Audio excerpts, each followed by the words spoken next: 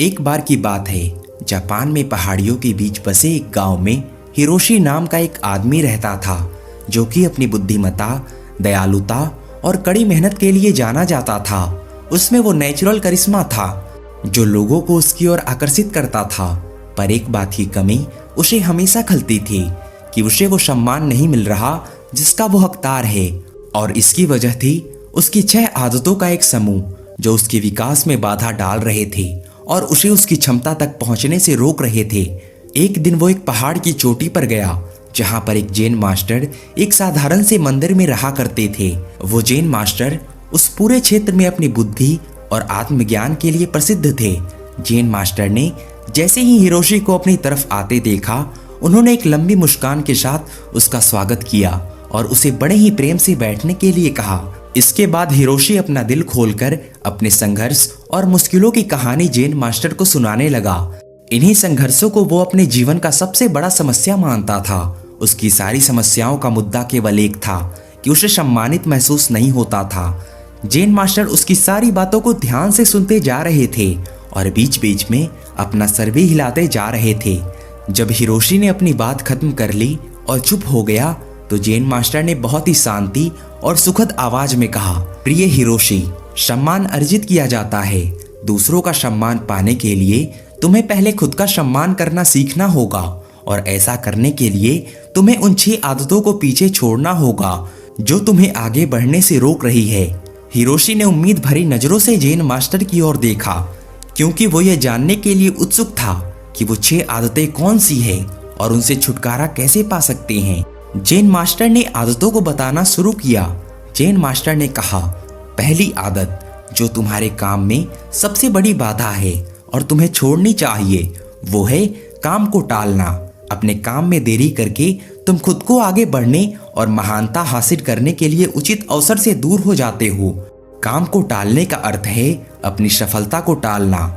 याद रखो, अगर तुम उस काम को टाल रहे हो तो कोई और उस काम को करके उस सफलता को छीन ले जाएगा और तुम्हारा सपना सिर्फ सपना बनकर ही रह जाएगा। इसलिए अनुशासन अपनाओ और अपनी जिम्मेदारियों को पूरे मन से निभाओ। दूसरी आदत है लोगों को जज करने की आदत। हम किसी को बिना जाने, बिना अच्छे से परखे उसके बारे में एक विशेष राय बना लेते हैं, और अक्सर ये राय नकारात्मक ही होती है।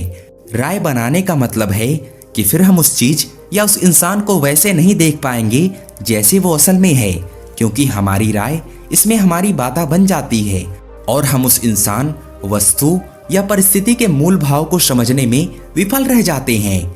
जैन मास्टर का कहना था कि किसी को भी बिना अच्छे से जाने या किसी भी परिस्थिति को बिना समझे हमें उसके बारे में अपनी नकारात्मक या सकारात्मक राय नहीं बनानी चाहिए। तीसरी आदत जैन मास्टर ने बताई कि हर चीज के लिए दुखी होना बंद करो। हर परिस्थिति और हर चीज हमारे नियंत्रण में नहीं हो सकती, और ना ही हर चीज हमारी इच्छा अनुसार होगी। हमेशा कुछ न कुछ ऐसा होता ही रहेगा जो हमारी मर्जी के खिलाफ होगा। इसीलिए जो चीज तुम्हारे नियंत्रण में नहीं है और जिनके लिए तुम कुछ भी नहीं कर सकते, उनके लिए दुखी होना बंद करो।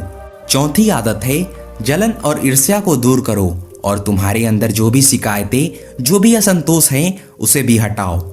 बेवजह की ईर्ष्या और गुस्सा अपने मन में रखकर हम खुद को ही नुकसान पहुंचाते हैं। इसके कारण हमारे भीतर डर और शंका पैदा होती है, जिससे बुद्धि दूषित हो जाती है और भ्रम पैदा होने लगता है, और भ्रम की वजह से किसी भी काम में सफलता नहीं मिल पाती। इसीलिए जितना जल्दी हो सके खुद को इन नकारात्मक आदतों से दूर करो। 5वीं आदत जिसे तुम्हें छोड़ देनी चाहिए, वो है दूसरों को दोष देने की आदत। किसी भी गलती का दोष दूसरों पर डाल देना, ये बहुत ही गलत बात है, और इससे समाज में हमारी बहुत ही खराब छवि बनती है, और हमारा ध्यान गलतियों से सीखकर आगे बढ़ने की बजाय गलतियों को छिपाने और दूसरों को गलत साबित करने में लग जाता है। जब हमारे साथ कुछ अच्छा होता है तो हम उसका श्रेय लेना नहीं भूलते, तो अगर कुछ गलत होता है तो उसका दोष भी हमें खुद को ही देना चाहिए। दूसरों को दोष देना असफल लोगों की निशानी है। असफल लोगों में ये आदत होती है कि वो अपनी असफलता के लिए दूसरों को दोष देते हैं। कभी कभार ऐसा हो जाता है कि किसी और की गलती की वजह से हमारा काम बिगड़ जाता है, लेकिन जब कोई व्यक्ति अपनी असफलता के लिए बार बार किसी और को दोषी बना रहा है, तो समझ लेना कि इससे किसी और की नहीं बल्कि उस व्यक्ति की ही गलती है। इसीलिए अपनी असफलता पर किसी और को दोषी बनाने से अच्छा है कि अपनी गलती को मानो और उससे सीख कर आगे बढ़ो। छठी और आखिरी गलती है दूसरों से अपनी तारीफ सुनने की आदत। हम दूसरों को दिखाने के लिए अक्सर कुछ न कुछ नया करते रहते हैं। हर चीज के लिए हम चाहते हैं कि लोग हमारी तारीफ करें, हमारे बारे में अच्छा बोले, और हम जो भी काम करें तो लोग उसकी प्रशंसा करें। अगर किसी बात के लिए हमारी आलोचना होती है तो हम बहुत दुखी हो जाते हैं और इस तरीके से हम लोगों के हाथों की कठपुतली बनकर रह जाते हैं। इसीलिए हमें दूसरों के तारीफ की कोई जरूरत नहीं है। और वैसे भी लोगों की तारीफें खोखली होती है जो एक पल में हमें आसमान पर पहुंचा देते हैं और दूसरे ही पल हमें नीचे जमीन पर पटक देती है। इसीलिए हमें लोगों की तारीफ और बुराइयों से फर्क नहीं पड़ना चाहिए और जो हमें पसंद है और जो हमें सही लगता है वही करना चाहिए, बशर्ते वो नैतिकता पर खड़ा उतरता हो। हिरोशी ने जेन मास्टर से कहा, आपने 6 बुरी आदतों के बारे में तो बता दिया, लेकिन पुरानी आदतों को छोड़ने और नई आदतों को अपनाना बहुत मुश्किल होता है। तो मेरा प्रश्न है कि आखिर हमारा मन नई आदतों को अपनाने का विरोध क्यों करता है और नई आदतों को आसानी से कैसे अपनाया जा सकता है? जेन मास्टर ने कहा, ज्यादातर लोग आदतों को बदलने में असफल रहते हैं क्योंकि उनकी उस नई आदतों के साथ वास्तविकता जुड़ी होती है। जैसे कोई व्यक्ति सुबह जल्दी उठकर व्यायाम करने की नई आदत डालना चाहता है तो वो उम्मीद लगा लेता है कि उसके इस नई आदत से उसका वजन तेजी से कम होना शुरू हो जाएगा या फिर उसका शरीर तेजी से शक्तिशाली बन जाएगा, जबकि असल में ऐसा नहीं होता। इन दोनों ही परिणाम को हासिल करने में समय लगता है, लेकिन हमारा मन पहले से ही यह निश्चित कर लेता है कि परिणाम कैसा होना चाहिए और जब हमारी उम्मीदों के अनुसार परिणाम नहीं मिलते तो हम निराश और उदास हो जाते हैं और अपनी पुरानी आदतों में वापस लौट जाते हैं। लेकिन जो व्यक्ति वास्तविक और सही उम्मीद के साथ नई आदतों की शुरुआत करता है वो उदास और निराश होने से बच जाता है और आदत बदलने के दौरान अपने आंतरिक विरोध पर काबू पा लेता है। अब अगला प्रश्न है कि आदतों को आसानी से कैसे अपनाया जाए। तो ऐसा करने के 5 आसान नियम हैं। पहला, अपने विचारों को लिखो। उन सभी चीजों की पहचान करो जिन्हें तुम बदलना चाहते हो, चाहे वो छोटी हो या बड़ी, उन सबको लिखो। दूसरा नियम, छोटे कदम उठाओ। सबसे छोटी आदत से बदलाव करना शुरू करो। इस बदलाव को इतना आसान बनाओ जिसे तुम मना ना कर सको। उदाहरण के लिए, हर सुबह की शुरुआत 2 मिनट के धन्यवाद के साथ करो। तीसरा नियम, अपनी आलसी और टाल मटोल की आदत को कम करो और इसके लिए सचेत रूप से अपने काम के परिणाम को किसी मजे से जोड़ो। उदाहरण के लिए, अपने आप से कहो कि जब मैं सुबह का ध्यान और व्यायाम पूरा कर लूंगा तब 1 कप चाय पीऊंगा। यानी जब तुम अपने ध्यान और व्यायाम के नियम को पूरा कर लोगे तभी चाय पियोगे, उससे पहले नहीं। चौथा नियम है, अपने काम को आदत बनने दो। दूसरी नई आदत तब तक शुरू मत करो जब तक तुम्हारा ये वाला काम तुम्हारी आदत न बन जाए, तुम्हारी दिनचर्या का हिस्सा न बन जाए। 5वीं आदत है आभार या धन्यवाद का भाव। तुम जिस भी आदत को अपने जीवन में बढ़ावा देना चाहते हो उससे जुड़ी चीजों के लिए ब्रह्मांड या उस परम शक्ति का आभार व्यक्त करना शुरू कर दो। उदाहरण के लिए, अगर तुम खुश रहने की आदत को विकसित करना चाहते हो तो उन तमाम अच्छी चीजों के लिए आभार व्यक्त करना शुरू कर दो जिनकी वजह से तुम्हारे जीवन में खुशियां हैं, और फिर तुम देखोगे कि वो सबसे अच्छी चीजें कई गुना बढ़कर तुम्हारे पास वापस आनी शुरू हो जाएगी।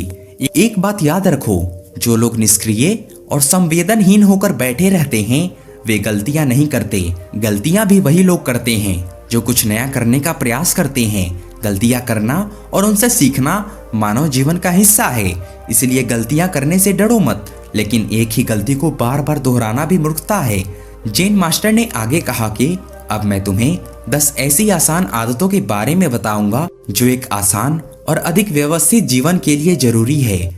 जब तुम इनमें से कुछ आदतों को लागू कर लोगे तो तुम खुद को एक नियंत्रण की भावना के साथ पाओगे और पाओगे कि तुम बिना थके पहले से भी कहीं ज्यादा काम कर रहे हो। हालांकि तुम्हें इन सभी 10 आदतों को लागू करने की जरूरत नहीं है।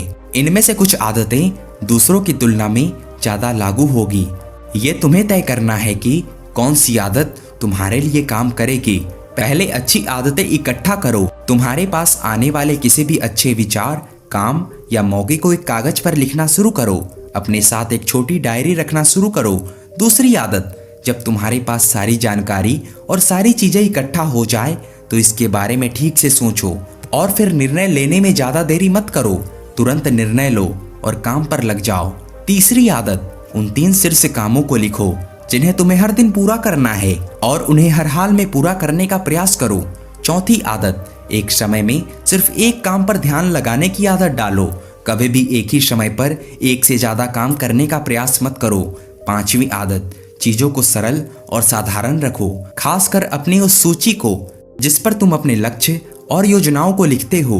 अपनी सूची को एकदम स्पष्ट, सरल और आसानी से पढ़ने लायक बनाओ। छठी आदत, अपने कमरे और काम करने की जगह को हमेशा साफ सुथरा और व्यवस्थित रखो। चलते फिरते या थोड़ा समय निकालकर अपने आसपास की चीजों को व्यवस्थित करने की आदत डालो। सातवीं आदत, साप्ताहिक लक्ष्य निर्धारित करना और उसे बार बार जांचना कि वो पूरी तरह से सही है और अगर कुछ बदलाव करने हैं तो तुम वो भी कर सकते हो। आठवीं आदत, आदतों को आसान बनाओ, केवल जरूरी चीजों पर ध्यान केंद्रित करो और बाकी चीजों को छोड़ दो। नौवीं आदत, सुबह और शाम की वो सुसंगत दिनचर्या जिसका तुम आनंद लेते हो उसे बनाए रखो, क्योंकि ये तुम्हें अंदर से खुश और तरोताजा बनाए रखेगी। 10वीं आदत, तुम्हें जिस भी चीज में पैशन है उस तरह की आदत खोजो। अपना जीवन उन चीजों के लिए समर्पित करो जिनके लिए तुम एक पैशन रखते हो। फालतू की चीजें और कामों के लिए अपनी ऊर्जा और समय को बर्बाद मत करो। तो ये थी वो सभी आदतें जो तुम्हारे जीवन को बदल कर रख सकती है। लेकिन इन सभी आदतों को एक साथ अपनाने की गलती मत करना। जब एक आदत तुम्हारी दिनचर्या का हिस्सा बन जाए तब दूसरे की तरफ कदम बढ़ाना। इतना कहने के बाद जेन मास्टर ने अपनी बात समाप्त की और हिरोशी ने भी जेन मास्टर का धन्यवाद किया और घर वापस आकर जेन मास्टर की बताई बातों का पालन करने लगा। तो दोस्तों, अगर ये वीडियो अच्छी लगी हो, अगर ये आदतें आपको अच्छी लगी हो तो प्लीज़ अपने दोस्तों के साथ शेयर करना मत भूलें। तो मिलते हैं नेक्स्ट वीडियो में, तब तक के लिए आपका धन्यवाद।